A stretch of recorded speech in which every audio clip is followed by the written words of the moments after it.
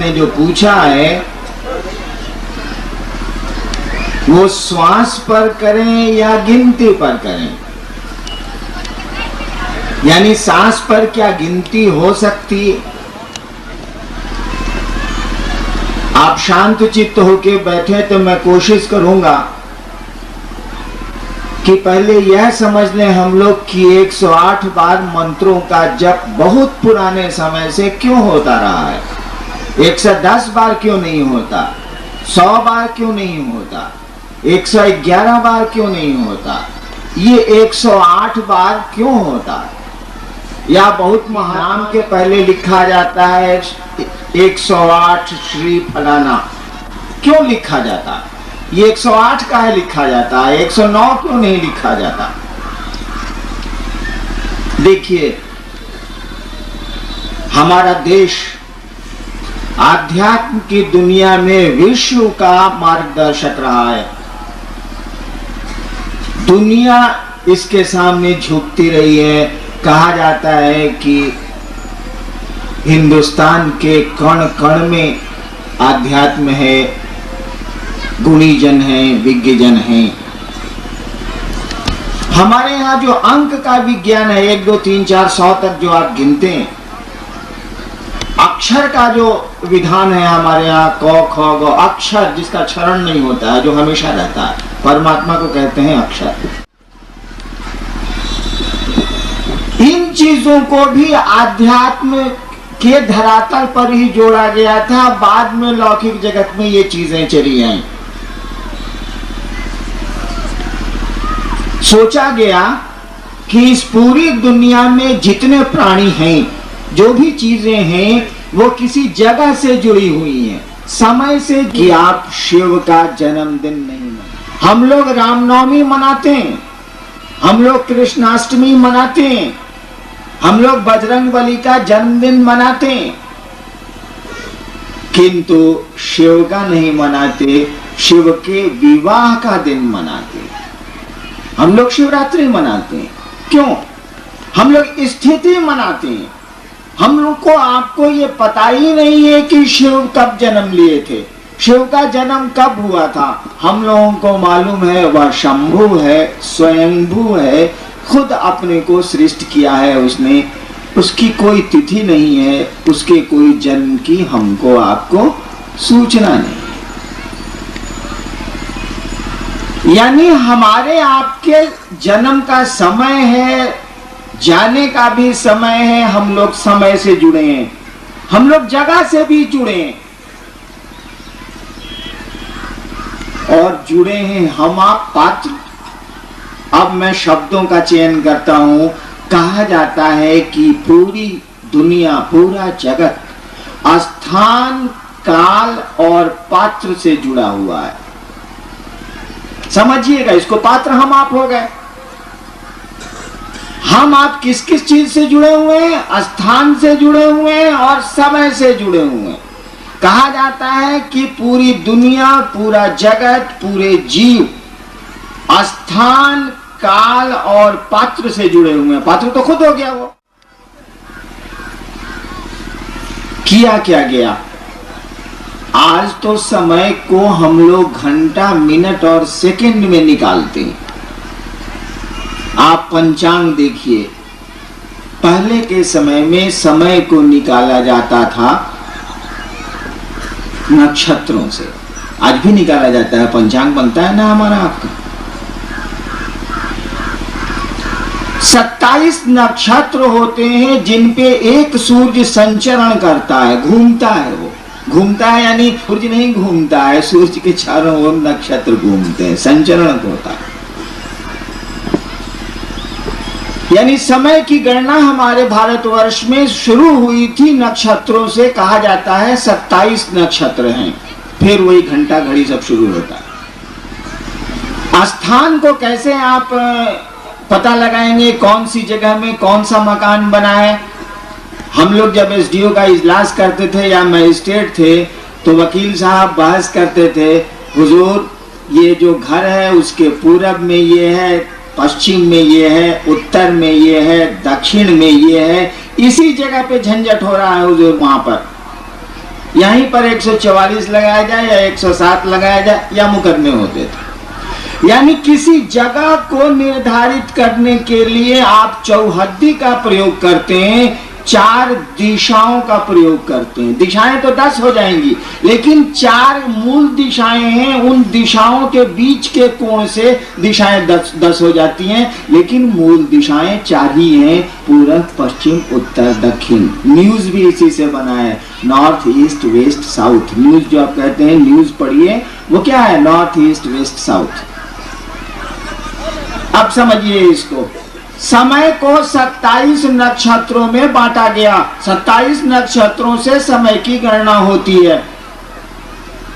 स्थान को 4 दिशाओं में हम लोग इंगित करते हैं। स्थान के लिए 4 अंक ले लिए गए। समय के लिए 27 नक्षत्रों के 27 अंक ले लिए गए।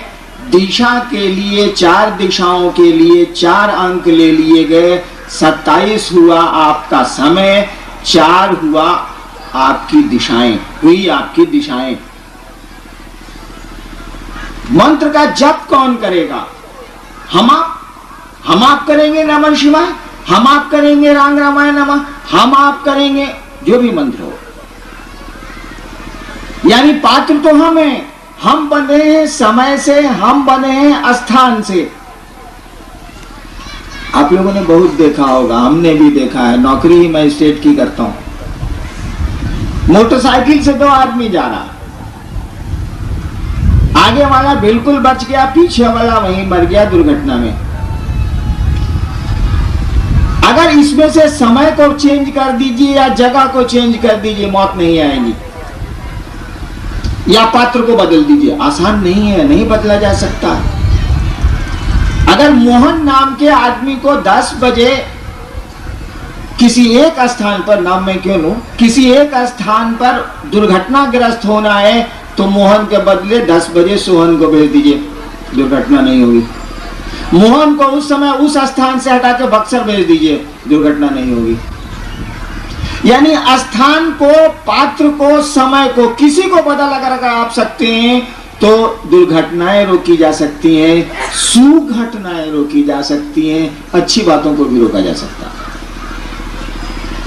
मंत्र का जप कौन करता है? हम आप बंधे हैं समय और स्थान से। कहा गया कि 27 नक्षत्र हैं, 4 दिशाएं हैं, इसी से ना हम लोग जुड़े हैं। देखिए 27 और 4 को जोड़ा नहीं गया, क्यों? जोड़ दिया जाना चाहिए। मंत्र का जप हम करते हैं, 31 बार नमः शिवाय करेंगे, कहा कि ना, गलत हो जाएगा। क्यों गलत हो जाएगा? हमारा कर्मफल केवल हमसे नहीं जुड़ा है, हमारा कर्मफल आपसे भी जुड़ा है। मैं अभी मर जाऊं तो कौन प्रभावित होगा? मेरी पत्नी, मेरे बच्चे, जिना आप भी प्रभावित होंगे। अरे बड़े गुरु भाई का आज डेथ हो गया, यानी देखिए, कर्म मरा तो मैं हूं, सीधा प्रभाव दूसरों पर पड़ेगा, लेकिन आप भी प्रभावित होंगे। जो मुझसे जुड़े हैं वो भी प्रभावित होंगे, जो मुझको जानते हैं और विरोध में हैं वो भी प्रभावित होंगे, वो प्रसन्न होंगे। यानी आदमी का कर्मफल अकेला नहीं चलता है। आप बीमार पड़ेंगे तो आपकी पत्नी परेशान होंगी, मित्र परेशान होंगे, बच्चे परेशान होंगे। यानी किया कर्म हमने और भोगेंगे बहुत लोग। शिव चर्चाएं मैं करता हूँ, शिव गुरु की बात मैं करता हूँ, और मेरे साथ कितने लोग सम्मान पाते हैं, आप भी पाते हैं। कर्म मैंने किया है, भोग तो आप हम रहे हैं, बहुत सारे लोग भोगते हैं। कहा गया कर्म फल गुणात्मक होता है, योगात्मक नहीं होता है। यह 4 और 4 का जोड़ नहीं है, यह 4 और 4 का गुना है। 4 4 को जोड़िएगा तो 8 होगा। कहा गया कि नहीं, कर्म फल गुणात्मक होता है, ये साला 4 चौके 16 होता है, 8 नहीं होता है। कहा गया 27 को 4 से जोड़ो मत, समय को स्थान से जोड़ो मत, साले को गुणा करो, 27 चौके होला 108। कहा गया कि पात्र यानी जप करता, यानी मंत्र का जप करने वाला, जब मंत्रों का जप 108 बार करेगा तो वह अपने स्थान और समय जिससे वो बंधा है उसको प्रभावित करेगा। अपने मंत्र क्या है, मंत्रों का जप क्या है? हर एक मंत्र किसी न किसी देवता से जुड़ा होता है। कहा जाता है कि देवता, हर एक देवता का एक मंत्र होता है, हर एक मंत्र का एक देवता होता है। उन मंत्रों के माध्यम से आप मंत्र के देवता से संपर्क करते हैं। आप नमः शिवाय से शिव को प्रणाम करके उस मंत्र के देवता शिव से संपर्क करते हैं। काहे के लिए? कल रात में मैंने इसकी व्याख्या की। हम आप संपर्क करना चाहते हैं धरती के सुख के लिए, सुविधाओं के लिए, सम्मान के लिए, अपने कष्टों की से अपने को बचाने के लिए, उसकी निवृत्ति के लिए। हम अपना भला चाहते हैं। हो सकता है हम अपना भी चाहें, दूसरों का भी भला चाहें, लेकिन प्रथमतः तो हम जीव भाव में हैं तो अपना भला चाहते हैं। उन मंत्रों के माध्यम से जब आपका देवता आपके संपर्क में आता है तो आपके मनोभाव के अनुरूप परिणाम आने लगते हैं। समय और स्थान को आपने प्रभावित किया है, आपका मनोभाव है सुख संपत्ति सुविधाओं की ओर। सुख संपत्ति सुविधाएं उस देवता के माध्यम से आने लगती हैं। समय कमजोर होता है, जगह कमजोर होती है, पात्र में वह देवता अपनी शक्ति को उतारने लगता है।